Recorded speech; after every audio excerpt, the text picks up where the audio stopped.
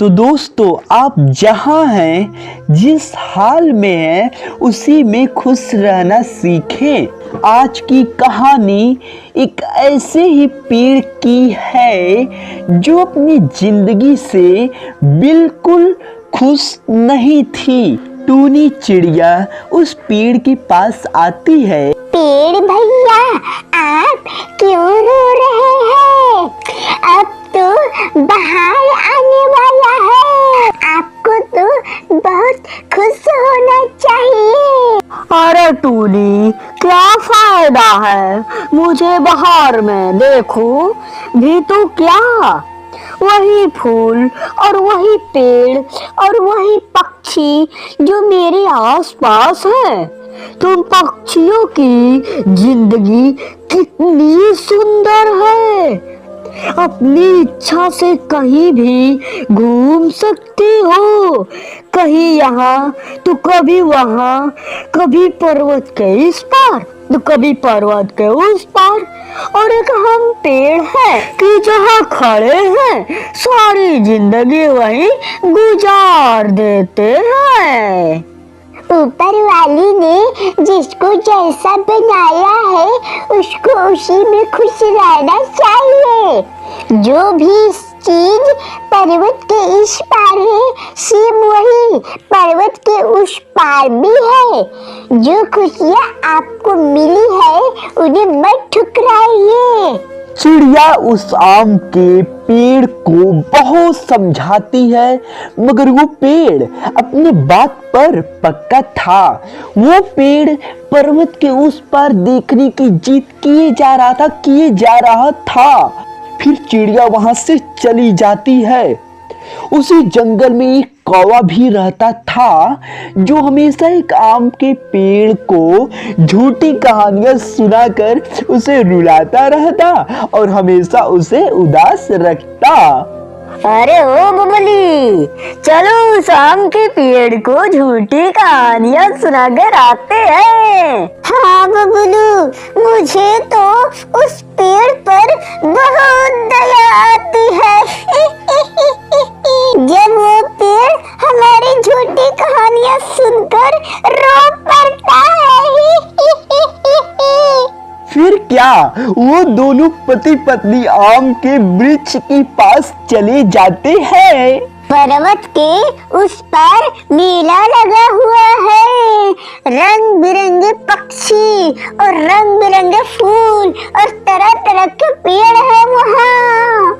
अच्छा, क्या तुम मुझे बता सकते हो कि वहाँ के फूल कैसे हैं? वो फूल यहाँ के फूलों से कहीं ज्यादा सुंदर, वो पेड़ तुम्हारे आसपास के पेड़ों से बड़े और नदी भी बड़ी है पर्वत के उस पार।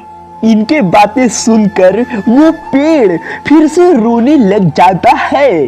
काश मैं भी पर्वत के उस पार जा सकता और मैं भी वो सब देख सकता, मगर तुम एक पेड़ हो, जहाँ खड़े हो वहीं खड़े के खड़े मर जाओगे और कुछ भी नहीं कर सकोगे। हम तो चले पर्वत के उस पार नई दुनिया देखने। ऐसा कहते हुए दोनों कवि उस आम के पेड़ को निराश करके वहां से चले जाते हैं। दोस्त, जो आपके पास जो है आप उसकी कदर क्यों नहीं करते? देखो, मैं कभी भी नहीं कहता कि मेरे जो सेब हैं बहुत मीठे हैं। देखो, इनका कलर भी रेड है। और देखो, मैं लोगों के पास नहीं जाता, लोग मेरे पास आते हैं। अरे सेब के बच्चे, मैं तंग आ गया हूँ तुम्हारी रोज रोज की ये बातें सुनकर।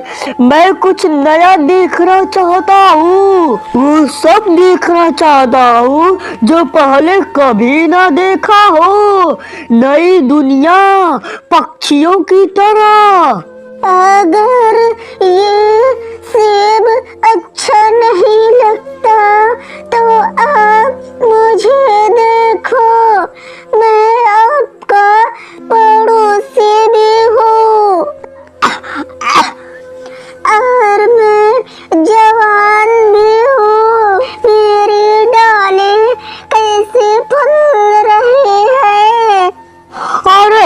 जवान बुड्ढे, अपनी बातें अपने पास रखो। मेरा कोई पड़ोसी नहीं है, मेरा कोई दोस्त नहीं है। मेरे दोस्त तो केवल वो काले काले दोनों कौवे हैं जो मुझे हर रोज नई नई दुनिया के बारे में बताते हैं, जो मुझे पर्वत के उस पार की सारी बातें बताते हैं। ऐसे ही समय गुजरता गया, जंगल में बाहर आ गया। सभी पेड़ पौधे बहुत खुश थे, मगर वो आम का पेड़ तो अब भी उदास था। वो तो अब भी रो रहा था। मिट्ठू, मुझे डर लग रहा है। मुझे डर है कि वो हमारा पुराना दोस्त आम का पेड़ कहीं सूख ही ना जाए।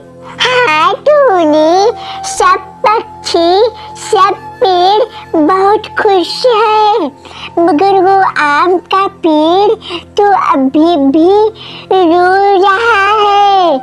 ना जाने वो पर्वत के उस पार जाकर क्या देखना चाहता है। मिट्ठू भैया, चलो हम दोनों चलकर फिर से उसे समझाते हैं। फिर टुनटुनी और मिट्ठू तोता आम के उस पेड़ के पास जाते हैं। आज बहुत अंदर ही अंदर उदास था। अरे सेब भैया, आज आप भी अपने पड़ोसी की तरह आज बहुत उदास क्यों हैं? क्या बात है? मैं अपने पड़ोसी आम के पेड़ को बहार की बधाई दी और उससे बात करनी चाहिए, लेकिन वो पेड़ मानता ही नहीं। वो मुझसे बातें ही नहीं करना चाहता है। वो कहता है कि पर्वत के उस पार मुझसे भी बहुत मीठे मीठे सेब हैं। फिर टुनटुनी और मिट्ठू आम के उस पेड़ के पास जाते हैं। अरे धोखेबाजी दोस्त, तुम फिर आ गई हो। जाओ, मैं तुमसे बात नहीं करना चाहता। मेरे दोस्त कौवे हैं जो मुझे खुश करते हैं। वो आपको खुश नहीं देखना चाहते, इसलिए वो दोनों आपको हमेशा उदास देखने के लिए ये बातें करते हैं। आप हमारी बातें क्यों मान नहीं लेते? जो यहाँ है वही वहाँ है, कुछ भी नया नहीं है।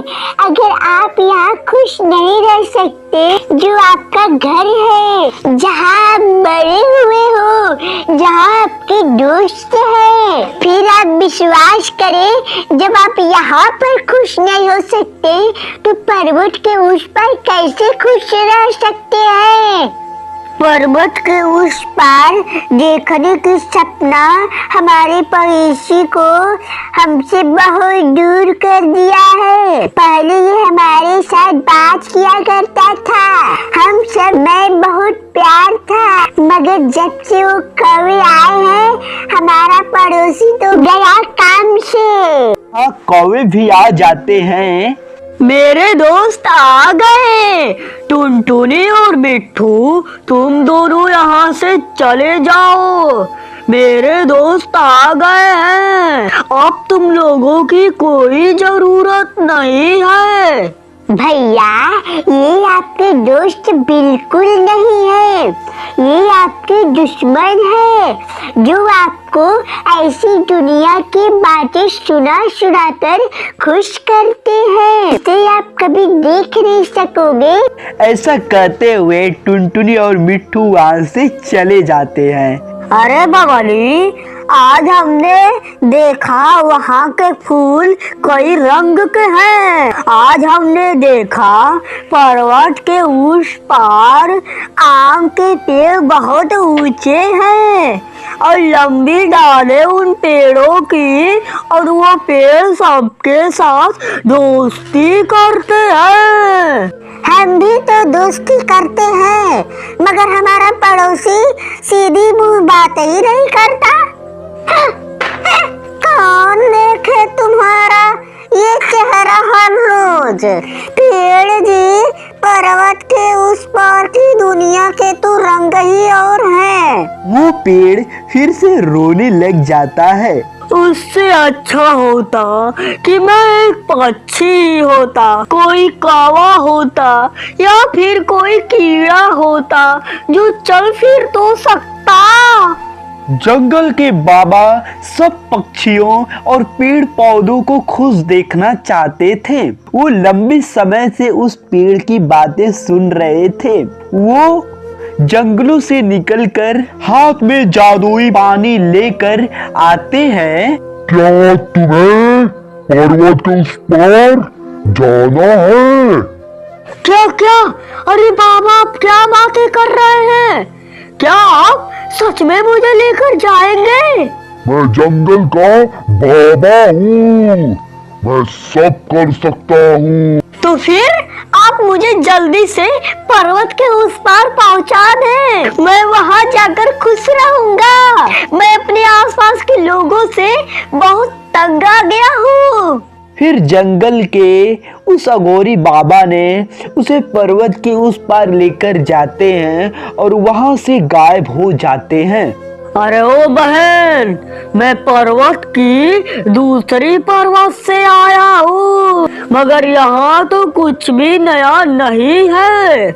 अरे तुम किसी कौवे के पीछे लगकर अपने दोस्त छोड़ने वाले पेड़, क्या तुम जानते हो यहाँ तुम्हारा कोई दोस्त नहीं है। तुम बुरे हो जिसने अनजानी दुनिया की खातिर अपने दोस्त तक को ठुकरा दिए यहाँ आके। अरे बहन, मैं भूल गया। मैं समझा था कि यहाँ की दुनिया वहाँ की दुनिया से बिल्कुल अलग होगा। क्या तुम मुझसे दोस्ती कर सकती हो? नहीं, तुम्हें दोस्ती का कदर करने नहीं आता है। हम में से तुम्हारा कोई दोस्त नहीं बनेगा। फिर वो पेड़ अपना मुंह दूसरी तरफ और वो पेड़ जंगल के उस ओर जाने के लिए इच्छा करता है, मगर वो सूख जाता है। प्यारे दोस्तों, आपके पास जो है आपको उसी में खुश रहना चाहिए, फिर दुख काहे का। आपका बहुत बहुत धन्यवाद।